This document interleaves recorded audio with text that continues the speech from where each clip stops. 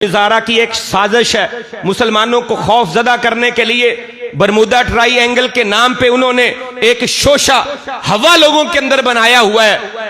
अगर ऐसी बात भी हो, क्योंकि दुनिया गोल है, इशारा मशरक की तरफ हो तो घूमकर फिर भी वहां पे जा पहुंचता है। अल्लाह के प्यारे हबीब ने इशारा जहां पे किया है वो मशरक का इलाका अस्फहान है, जहां पे आज अस्फहान ईरान का शहर है। अस्फहान इस इलाके की तरफ से अल्लाह के प्यारे हबीब ने फरमाया वो नमूदार होगा।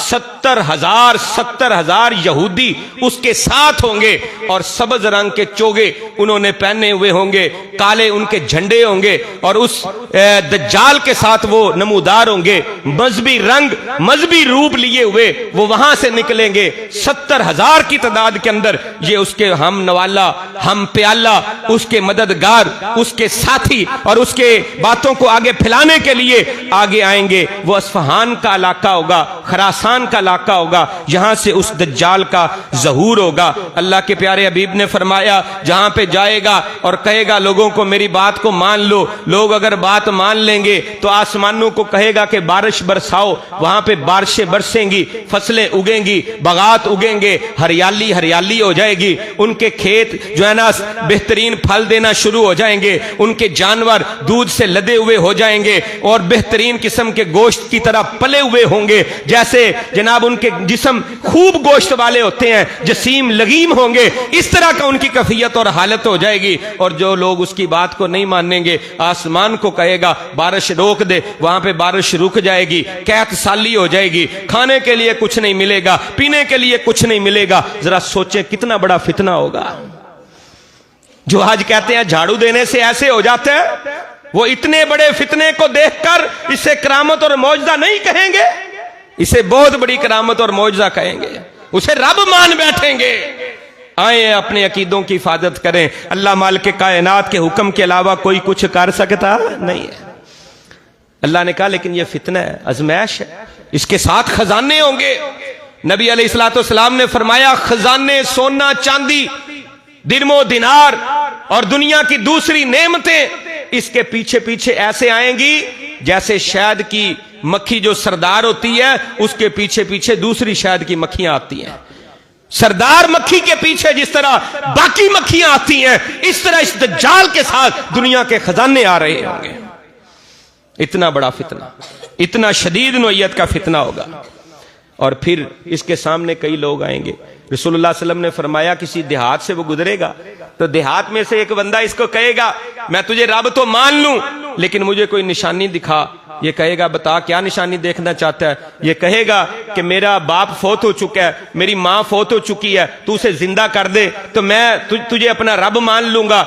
ये हुक्म देगा, एक बंदा खड़ा हो जाएगा, एक औरत खड़ी हो जाएगी। अल्लाह के प्यारे हबीब ने फरमाया वैसे नजर आएगा जैसे ये उसकी माँ है, जैसे उसका बाप है। हकीकत के अंदर वो शैतान होंगे, जो शैतान उसकी माँ की शक्ल ढार लेंगे और उस बंदे के साथ बगलगीर हो जाएंगे। वो समझेगा ये मेरी माँ है और ये मेरा बाप है और वो दज्जाल को कहेगा अंता रब्बुल आलमीन, तू तो अल्लाह रब्बुल आलमीन है।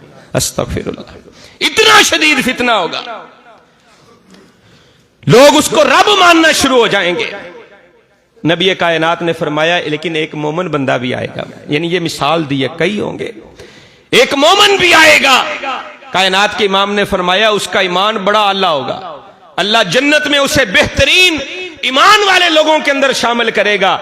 यह दज्जाल के सामने आएगा, दज्जाल इसे उस पर रोबो दबदबा डालेगा और उसे कहेगा मुझे मान ले। ये कहेगा नहीं, और फिर ये आरे के साथ पहले और भी अज़ाएं देगा, फिर आरे के साथ इसके सर के ऊपर ऐसा आरा रखेगा और फिर इसके जिस्म के दो टुकड़े कर देगा, एक टुकड़ा इस तरफ और एक टुकड़ा इस तरफ, ऐसे जैसे कई मीलों के ऊपर एक टुकड़ा इधर चला जाता है, एक टुकड़ा इधर फेंक देगा और उसके दरमियान ये दज्जाल गर्दश करेगा, चलेगा, घूमेगा, फिरेगा। फिर उसके बाद कहेगा मैं तुझे जिंदा करता हूं, खड़ा करेगा, जिंदा करके कहेगा बता मैंने तुझे कत्ल किया, फिर दोबारा जिंदा कर दिया, मुझ पे ईमान लाता है या नहीं लाता। नबी रहमत ने फरमाया वो बंदा कहेगा अब मेरा ईमान और पुख्ता हो गया है। मेरे आका ने, मेरे प्यारे हबीब ने, मेरे प्यारे नबी ने फरमाया था वो एक बंदे को एक दफा ही कत्ल कर सकेगा, दोबारा नहीं मार सकेगा। अगर तेरे पास कुव्वत है, ताकत है और तू हकीकत में अपने आप को रब समझता حکومت اور کہتا ہے اور رب ہے مجھے دوبارہ مار کے دکھا، پھر وہ دوبارہ اس کو مار سکے گا نہیں۔ اللہ کے نبی نے فرمایا یہ ایمان میں سب سے بہترین درجے کے اوپر مومن فائز ہوگا۔ ایسے ایمان والے بھی ہوں گے جو اس دجال کا مقابلہ کریں گے، سیسا پلائی ہوئی دیوار بن جائیں گے۔ نبی علیہ السلام نے فرمایا اللہ اس کی گردن اور جسم کے اعضاء کو ایسا بنا دے گا جیسے لوہے کے ہوتے ہیں اور تانبے کے ہوتے ہیں، یہ فرعون جو ہے دجال، اس کا اب کچھ نہیں بگاڑ سکے گا۔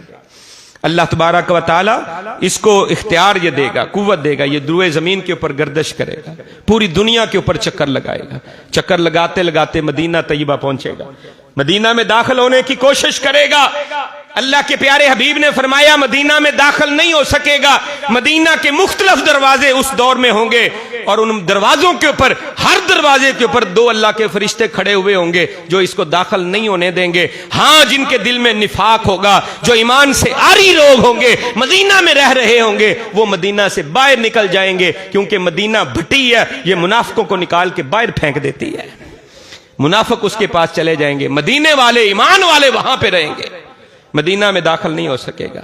پھر یہ وہاں سے چلتے چلتے گردش کرتے کرتے فلسطین مسجد اقصی کے قریب جا پہنچے گا۔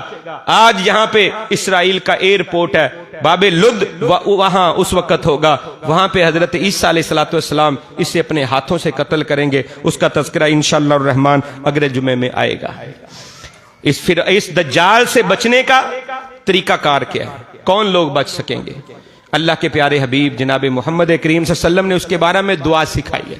ہر نماز میں اللہ کے نبی پڑھا کرتے تھے، ہر نماز کے آخری تشہد کے اندر پڑھا کرتے تھے، اللہم انی اعوذ بک من عذاب القبر واعوذ بک من عذاب النار واعوذ بک من فتنۃ المسیح الدجال۔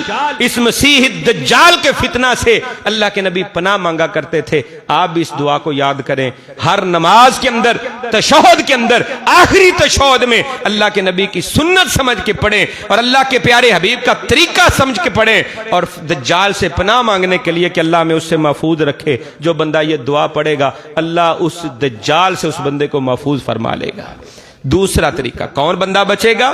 اللہ کے پیارے حبیب نے فرمایا جو بندہ سورہ کہف کی پہلی 10 آیات کو یاد کر لیتا ہے اور اسے پڑھتا ہے، ایک حدیث مبارکہ میں آخری 10 آیات کو جو بندہ یاد کر لیتا ہے، پڑھتا ہے، اللہ تبارک و تعالی اس بندے کو فتنہ دجال سے محفوظ فرما لے گا۔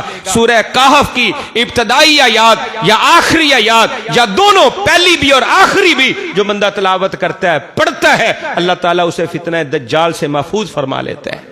تیسرا بندہ، اللہ کے پیارے حبیب نے فرمایا جو جمعے کے دن سورہ کہف کی تلاوت کرتا ہے، جو بندہ سورہ کہف تلاوت کرتا ہے، پڑھتا ہے، ہر جمعے کو پڑھتا ہے، اللہ کے نبی کی سنت سمجھ کے پڑھتا ہے، اللہ تبارک و تعالی اسے فتنہ دجال سے محفوظ فرما لیں گے۔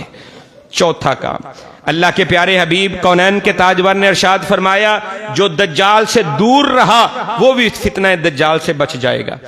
جب دجال کا ظہور ہوگا کئی لوگ اسے دیکھنے کے لیے جائیں گے کہ کیا کرتب دکھا رہا ہے، کیا کر رہا ہے، جو اس کے قریب جائے گا ان میں سے اکثر پھنس جائیں گے، جو دور رہے گا وہ بچ جائیں گے۔ دور رہنا دجال سے یہ انسان کو بچا لے گا اس کے فتنے سے۔ آخری بات، اللہ کے پیارے حبیب نے فرمایا ایمان کی سلامتی کے ساتھ جو بندہ مکے کی رہائش اختیار کرے گا، مدینہ طیبہ کی رہائش اختیار کرے گا، مکہ میں اس نیت سے رہے گا کہ اللہ کے گھر کے پاس رہوں، مکہ میں اس نیت سے رہے گا فتنہ دجال سے محفوظ ہو جاؤں، مدینہ طیبہ میں اس وجہ سے رہے گا کہ مجھے رزق کا مسئلہ نہیں ہے، مال و دولت ملتا ہے یا نہیں ملتا، رزق کی تنگی تکلیف برداشت کر لیتا ہے، لیکن مدینہ رسول کو چھوڑتا نہیں ہے، مدینہ طیبہ میں رہتا ہے، اللہ تبارک و تعالی اس بندے کو بھی فتنہ دجال سے محفوظ فرما لے گا۔ یہ 5 قسم کے لوگ ہیں جو فتنہ دجال سے محفوظ رہیں گے، بچیں گے۔ اللہ سے دعا ہے اللہ مالک کائنات، خالق ارض و سما، اس فتنہ دجال کی حقیقت کو ہمیں سمجھنے کی توفیق عطا فرمائے اور ہمیں بھی ہماری نسلوں کو بھی اللہ تعالی فتنہ دجال سے محفوظ فرمائے۔ آمین یا رب العالمین، وما علینا الا البلاغ۔